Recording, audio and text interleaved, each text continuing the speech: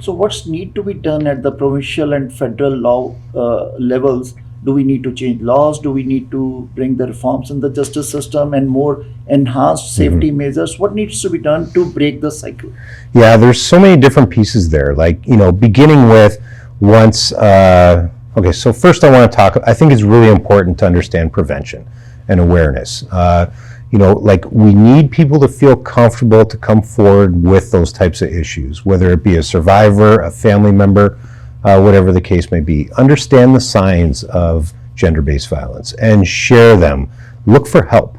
I think that's really important. So the more we can do to increase awareness, the better.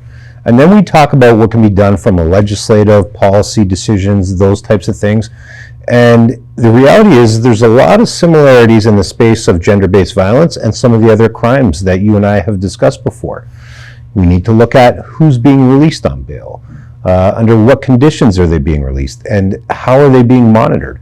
What are the sentences? How easy is it for a person to access illegal firearms? These are common characteristics that we can talk about in the space of intimate partner violence.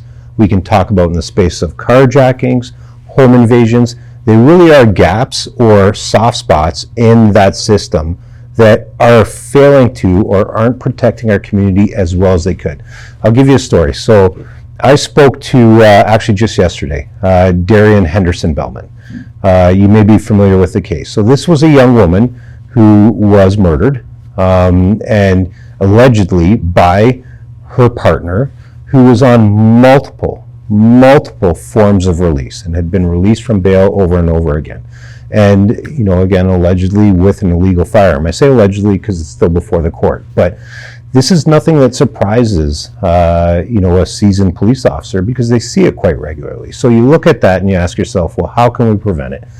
We need to prevent it first with an idea of getting more people involved. Like the community needs to understand that it's an issue, and if you see something that concerns you, call police, call somebody to help.